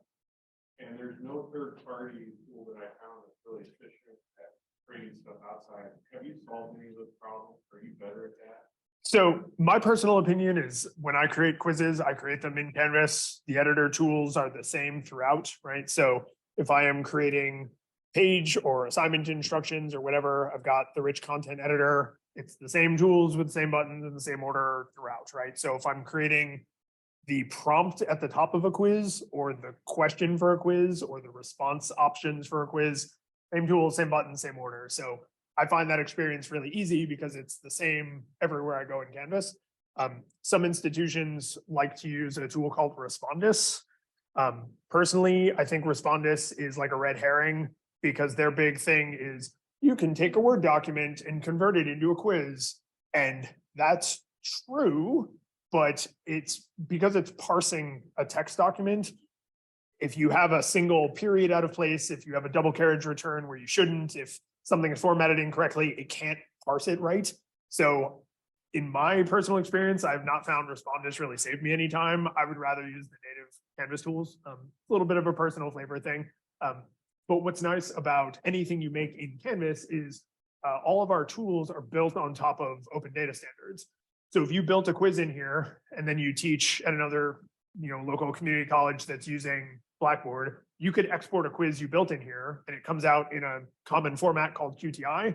And then you could import that into Blackboard, right? Just like you could pull stuff out of Blackboard, and we have special tools to deal with their proprietary stuff. The stuff we export is in an open format. So I would say use the native tools and not rely on a third party is my personal preference. Because we know most quizzes don't have 2 questions, right? You're creating dozens, maybe hundreds if you're making big item banks. So we need to make them easy to use.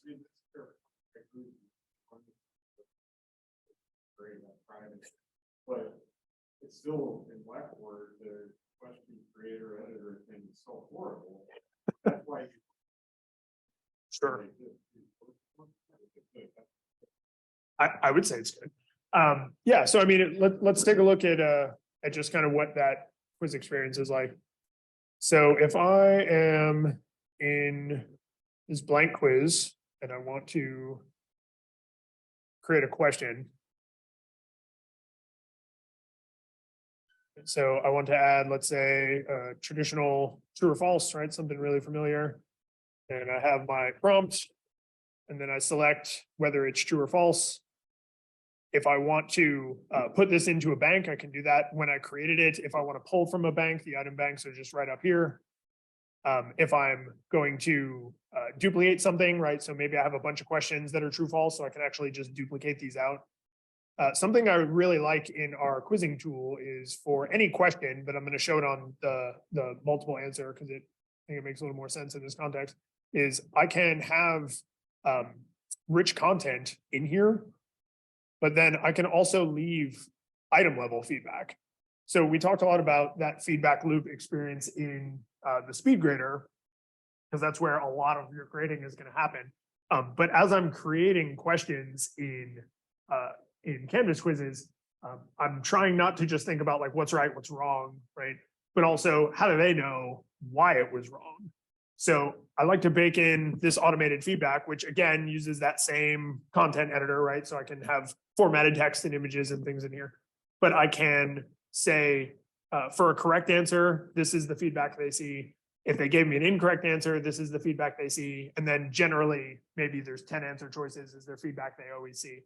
And this is a way for me to take that same sort of feedback loop experience and actually make that a little bit more automated, right? So if we expect you to do this, we need to make these tools friendly and easy to use because all the content's in here and you need to get it in here, right?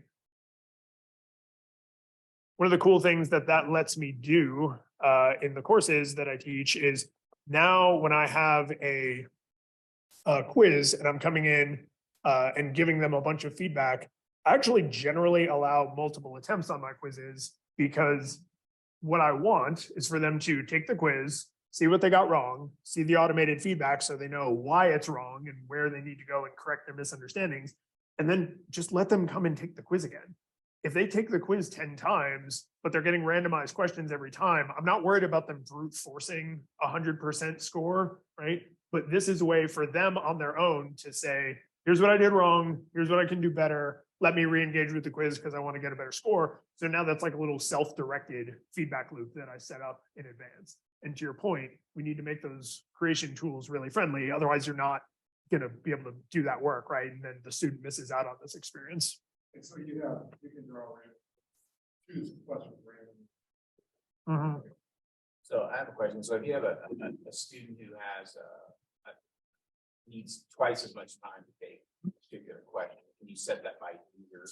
Yeah, so we call those, I just want to make sure. yeah. You don't have to go in. yeah, so those are moderations. So I can give this student extra attempts for extra time.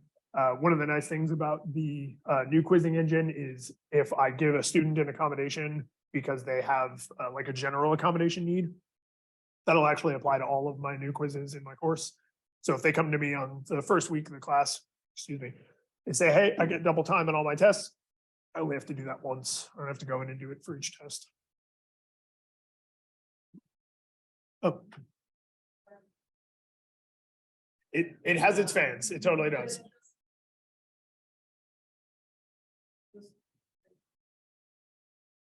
Yeah, you sure can. Yep. It's about 4 minutes. Sure. Yeah. Yep. So the new quizzes will support printing to get paper copies out.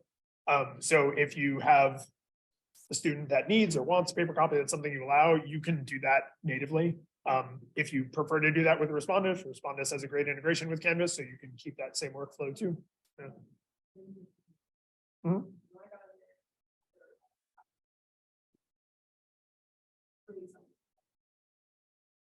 Mhm. Yeah, so you will see if you play around with quizzes in Canvas, there's a tool we call classic quizzes and a tool we call new quizzes. New quizzes is where the development is going. It's not a separate product. It's just going to replace the old quizzing engine. Some of the reasons that we wanted to move to a different tool is really around scale issues. So as Greg mentioned, we're lucky enough to have some rather large K-12 school districts.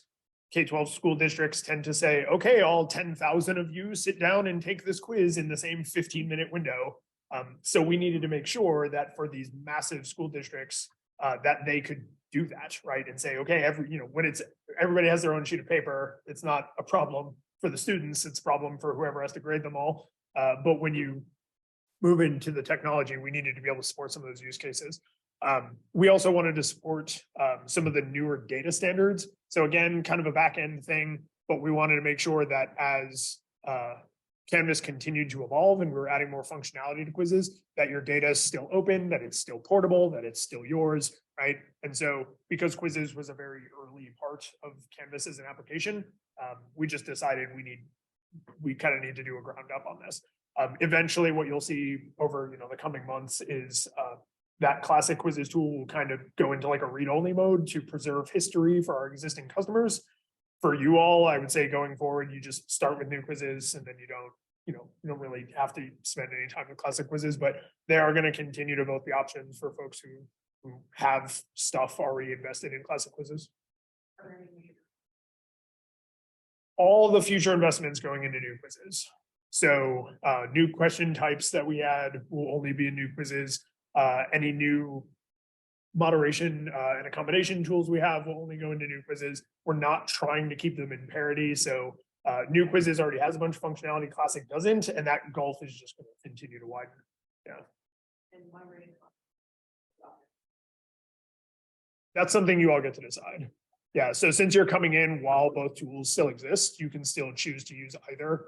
Eventually, it'll just be one and you won't have to make the decision. Yeah.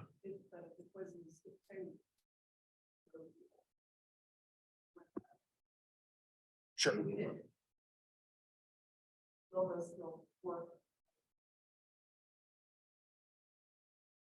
Yep, so you can, if you import it as something as a classic quiz right this minute, that would continue to function. And then when new quizzes is the only quizzing engine, we already have the migration tools in place to just do that conversion. Yeah, another benefit of that data being in that open standard is we kind of get to drink our own champagne in that case. So we use these open standards not just to benefit customers with data portability, but it helps us too. Oh, yeah.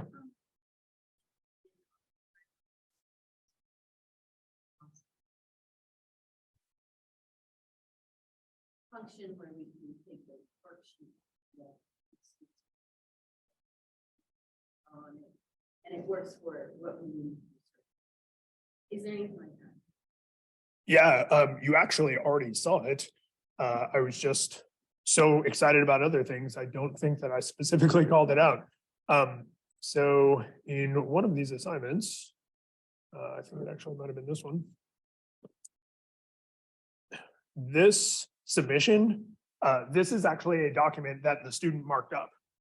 So this isn't just my markup on this document. This is, I provided this document to the student and then they submitted it by marking it up, right? So you can do this a few different ways. Natively in Canvas, you can just provide like a PDF or Word document or something, and then they can go in and use the markup tools to, you know, draw all over it or to write things on it or enter text directly.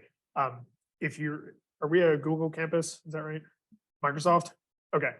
So if you have the Microsoft integration set up, you can actually provide them with an Office document, like a Word in the cloud document. And then the integration will do some smart things around permissions, where it'll automatically create a copy of that document for each student so that you don't have to go in and create those up ahead of time. But then you still get all the SpeedGrader goodness around it, right? So if you use the native tools, you can do that kind of markup stuff. If you use the Office integration, you still get the benefits of SpeedGrader, right? So it's kind of leveraging them together.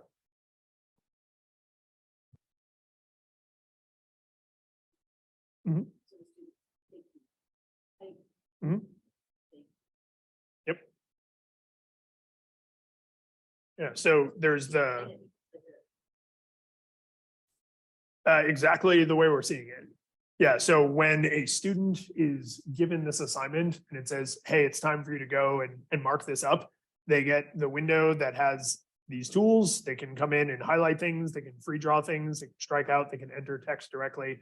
So this is another place where you can see the mentality of us being founded by students is they built these tools and then said, well, don't students just also need these tools? And so they get the same tools with the same buttons in the same order. They can't enter their own grade. That would be open even by our standards. But when it comes to the markup part, that's exactly what they see. You'll see that same kind of experience in peer review as well. So if you give an assignment that is a peer review assignment, when students are evaluating each other, same tools, same button, same order, same grading experience. They can't enter a grade, but they even have a rubric. If the rubric is there where they can go in and leave their own comments, exact same experience that we're seeing here. So you get this stuff. You can give them the markup tools if that's the assignment that they're submitting. You can leverage these tools in peer review, right? So we're able to really stretch these and use them in different circumstances. This would also work. My wife's huge. She would utilize that all. Depending on what tool. Yeah, and because this all lives in the cloud, if you start grading on your iPad and then you're like, okay, I'm ready, I have to type a lot or I want to use my webcam and record some audio video feedback, you can switch to your laptop or desktop and continue grading. Everything is right where you left off. If then later you go back to your iPad or you're on your phone or something, you can move between all those devices because it's all just up in the cloud. So. See a screen, this screen. Yeah, yep, just like this. So in the science, so I need my module, I want to mark up. And they open the. That's right. Yeah, so they would see all the markup tools, right? All the color options, right? I mean, it's literally the same tool for them. Mm-hmm. Yep. And then you would get notified that there's a submission. Like I said, this assignment actually happens to be one of those assignment types. So then you would come in and you would see their, your document that they had then marked up or typed onto or whatever it was you asked them to do.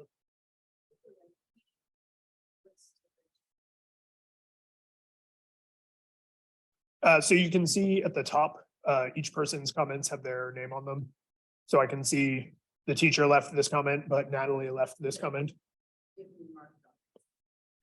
Yeah, so these comments, you can see the icons match up. So the comments are actually tied to the markup. Yeah, so this purple paintbrush is related to the purple paintbrush. This red strike through is related to the red strike through. Yeah, for that exact reason, right? Because we want this to be a place where you can safely have a discussion. And if it was just noise, then you would be like, I don't know what I said and what they said, and is this what they said before? And then they came back later, right? So we try to make that super clear. Yeah. Yeah, so if a group assignment is set up, everybody in the group has a single submission, right? Because it's a group submission. If I come in and leave feedback, everybody in the group is notified that they got feedback, and you can see the same kind of experience. Just with one submission per group instead of one per student.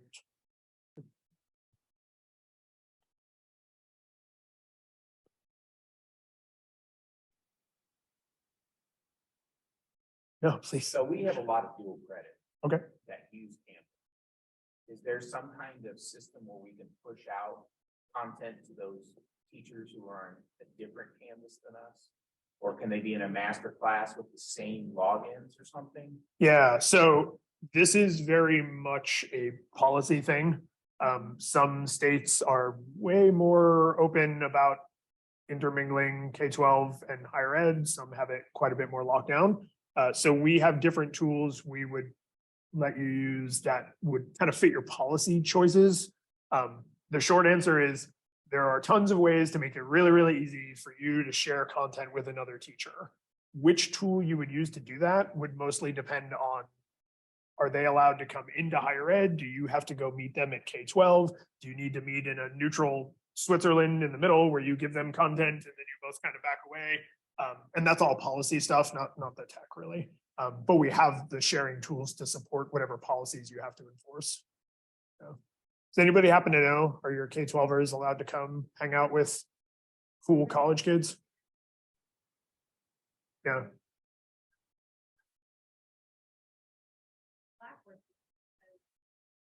There's a disconnect knowledge. Not used to interacting in that system. So Yeah, right now we have a Blackboard shell that we can kind of go into that to set up the marketing, but in their shell. Yeah.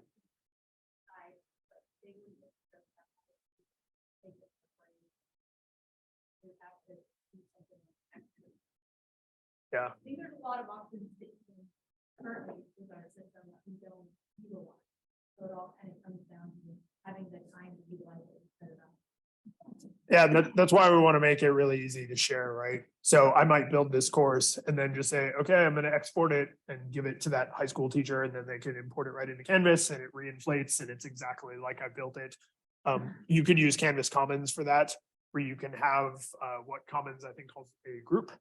So you can say we, the university, and they, the K-12 district, are in this group. So we can privately share courses, individual assignments, individual files, or whatever privately just between our two institutions and make it really easy that way. Like I said, there's several different ways you might do it, but that's mostly because we have to have different technology to reflect the policies that you need to respect, not because one way is significantly better or worse than any others. It's all policy stuff. But I know that one of the states that we work with, and they purchased for the entire stage, and very simple things we call trip initiatives. So their campus instances, student monitoring, they are doing full credit. They're going to see what's at their higher institution and what they're seeing. Well, so they don't have to have multiple instances to log in, but that also requires permission and access to their instances. They make that high behind the scenes. So, it does become a better experience for the user, but there's some things about that. yeah, they're an awesome example of, because they were willing to be open, that student experience is crazy streamlined, right? They have one login, it's K-20, so they're senior in high school classes and their freshman college classes, they see on a single dashboard and everything's really tightly integrated. The only reason we were able to do that with the technology is because their policies allowed for that. Other states have big giant firewalls in between and never the two shall meet, and the experience is a little bit more disjointed. But even in those cases, we still want to make the content sharing, the grade sharing, right? Any of the things that do need to be permeable as easy as possible. I think, keep me honest on time. Do we have about 7 minutes left, I think? Hey, So just again, these sessions are kind of food. I want to make it sensitive to you guys. They give me a break. And 2:30, we have more of a conversation. But I had two things I wanted to get in under the wire here. One is referring to the native features of Canvas. Has it been the typical approach that people have accessed, continue to access, for example, Blackboard Ally as the accessibility metric? When campuses have moved wholesale to Blackboard. Kind of need to know about that because we currently are committed to that as a way of assurances and speaking for my friends in legal affairs who have a lot vested. So what can you tell me about that? Yeah, so Blackboard Ally used to be a company just called Ally, and then they were acquired by Blackboard a number of years ago. And to Blackboard's credit, when they acquired that company, they did not make that product locked down. So Blackboard Ally uses LTI to integrate with LMSs. They actually had a Canvas integration before they had a Blackboard integration because they wanted to go with the market leader when they were first spinning up their tool. I have heard from Blackboard schools that moved to Canvas that they actually prefer the way Ally works in Canvas compared to Blackboard, which personally I think is hilarious. But the main benefit of that tool versus what you would see natively in Canvas is the document stuff. So if you have a 25-year-old Word document or PDF scan from the library or something, and you need that to be munged so that it can be flagged as inaccessible or so that it can try to work some of its magic on it, that is something that Blackboard Ally still does really well. And so if that is important functionality, you can integrate that in with Canvas and continue to use that. Like I said, probably in some cases, even maybe a little bit better than what you've been seeing in Canvas natively. And you would see this whether or not you were using Blackboard Ally. But we actually have built into the content editor our accessibility checker. So anywhere I go in Canvas that I'm creating content, I have the same accessibility or I have the same content creator tools, which means I have the accessibility checker everywhere I go. So let's make this font a really terrible color. So I've created a real bad contrast issue here. You can see the accessibility checker just lit up and said like, oh, hey, we just detected a problem. So if I am creating a page, assignment instructions, a discussion post, right? Anything that I'm making is going to have the rich content editor, which means I can now see right here what the problem is and how to fix it, right? So it'll actually just let me fix it right in line. And we also include some additional information about like, why is this a problem? Because if you're not familiar with accessibility guidelines, the operative word there is guidelines. These are not rules that are always true. These are not laws that must be enforced. These are a set of standards that are best practices to try and make content as broadly accessible to as many people as possible, which means like good jazz, sometimes you break these rules on purpose. I used to teach a social media and web design course, and a lot of my content looked like garbage, but it's because they were counterexamples. Here is bad stuff, don't do this, right? So the system needed to still let me put those counterexamples in, and I knew exactly what was broken about it because the accessibility checker would always let me know. But for folks who are new to this stuff, they don't always recognize, you know, what's the problem with this color? I can read it just fine. What's the problem with the way this is laid out? This looks just fine to me, right? So helping people understand why these might be issues is a big part of what this tool does. And then of course, letting you actually just fix it right in line. So I can change this color and then just hit apply, and now everything's good. And I don't have to go back in and edit the content because the accessibility checker helped me clean that up. So Blackboard Ally still probably #1 for the document side of things. But when it comes to content that you've created in Canvas, stuff you imported from Blackboard, stuff that came over from a publisher, right? Once it's into the Canvas native tools, you're going to have that accessibility checker anywhere you go. Second question I have, then, so independent of the types of support that Canvas provides, migration, what have been the conditions at specific universities that have made the conversion?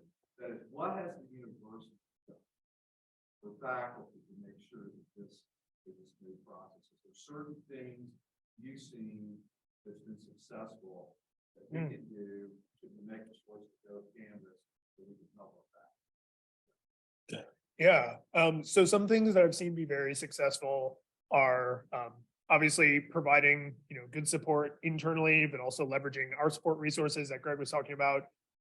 Is just super critical because we want to make sure anybody who has a question can get that question answered. One of the things that I think is a little more subtle and is not always exciting to hear, but has been my observations is don't take longer than you have to. We all used to be students, right? We're all just as bad as our students. If we have 6 years to do something, we will take 5.5 years to do it. If we have 6 months to do something, suddenly it only takes 6 months, right? Work expands to fill the amount of time available. So I've seen migration timelines that were way too long, and it just creates this confusing experience for students. It creates a lot of anxiety for the faculty and the staff because you're sort of, foot in the door and foot out the door all the time. So not letting that process drag on over long, I think, is a big help for a successful migration. Also, kind of over leveraging any of the support we can provide to take off of you all. So we have our tier 1 support, which is great, but we also have those bulk migration services. We also have instructional design services. We're able to really help with a lot of the muscle on the Canvas and the instructional learning platform side, because there's things we can't do for you, right? You all know your content, you all know the campus, you all know your culture, and some of that stuff is just really not practical for us to take on. So offloading things onto us so that it doesn't give you no work to do, but that it frees you up to do the things only you can do or that we can only provide a supporting role in. I think that's really helpful up front, because then you're not, I think to Greg's way of phrasing it, like we're not just dumping you in and being like, hey, thanks for buying Canvas, go figure it out, right? We want to be a partner in that transition because we're only successful if you all are successful. You have a terrible experience, probably not going to be happy sticking around with Canvas. So we want to make sure that that goes really smooth. And so we have a lot of services to help support that. Things that are not just the bulk migration that the robots handle, but human services like support, like instructional design, to kind of make that less scary, right? Navigate the woods together. Yeah, of course. I see it's just at 10:24. So who's got that one last burning question? Is it you? Is this the good one worth saving to the end? Hmm. Yeah. Where's that? So Blackboard Collaborate, funnily enough, also was a separate product that Blackboard acquired. They have kept it open, so you actually can use Blackboard Collaborate in Canvas. Most people don't, but just if you really love that tool and you didn't want to give it up, you could technically keep using it. The reason most people don't is two things. One, basically every single school has either moved to Zoom or Teams or Google Meet or some other kind of like big corporate standard. All of those tools have great integrations with Canvas. So if you are a Zoom school, you can use Zoom. If since you're a Microsoft school, if you use Teams, you can use Teams. It's got a great integration in Canvas. But we also natively have a tool called Big Blue Button, which you'll also see referred to as conferences.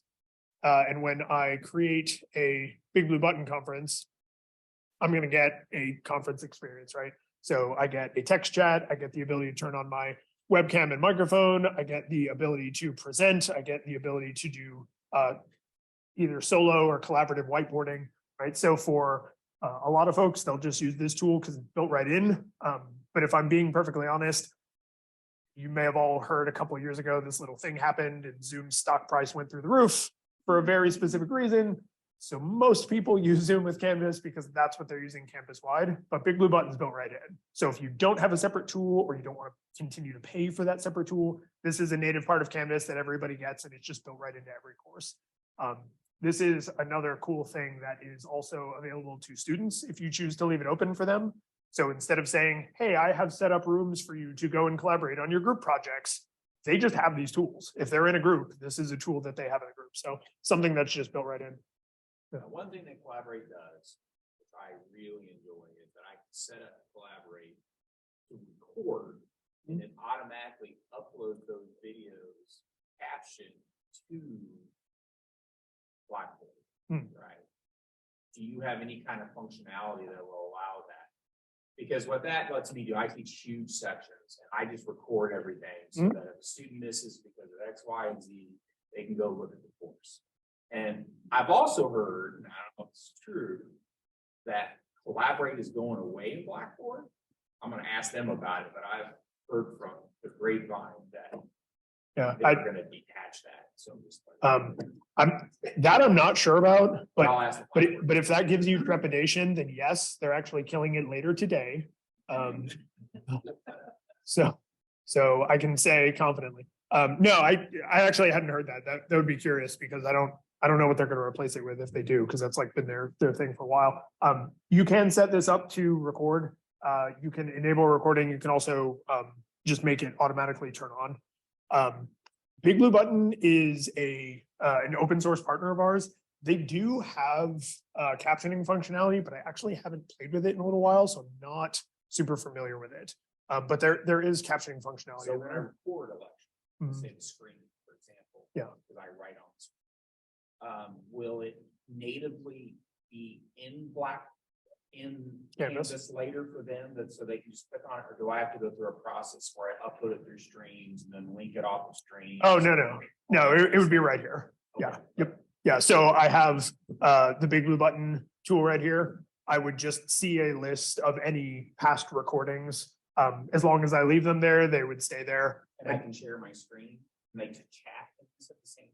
Yeah. Yep. Yeah, I mean, for all intents and purposes, it is a web conferencing tool, which no shade on Big Blue Button because it's very cool the way it's integrated and it's open source, which we kind of have a cultural familiarity with. The only reason this isn't super heavily used is just because Teams and Zoom and Meet and all the kind of corporate standard tools that most universities have. Exactly. Yeah, whereas this is built in. Just works and I just fire and forget and just do it like. Yeah. Zoom has a super tight integration where they also do that automatic uploading because we support that as a thing that any of our partners can do. Big Blue Button's already built right in, so you would see the exact same kind of, it's just there where students can get to it. You're not having to do the extra step. But the university has to pay extra in order to use it. Yeah, but Big Blue Button's just right there. Yep, yeah, no separate tools, no separate licenses. Okay, I think we have a short break. No, absolutely not.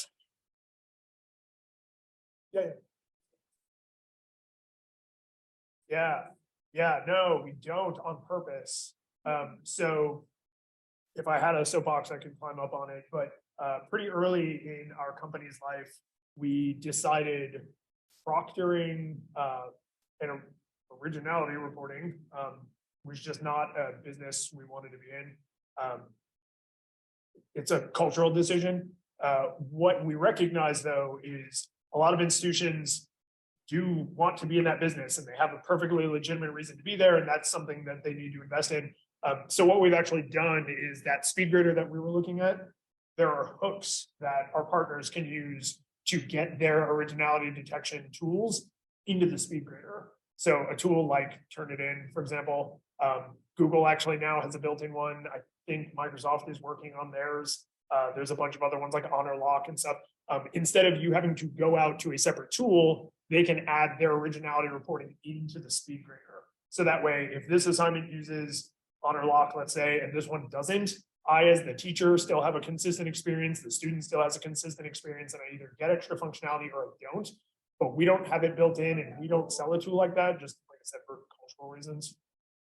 SafeAssign is proprietary to Blackboard, so if you wanted something like that, you would want to look at another partner.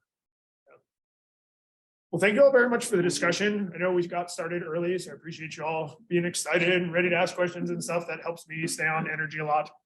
We have a bunch more meetings that I'm sure some of you are going to be in for the rest of the day, so I look forward to the conversation ongoing.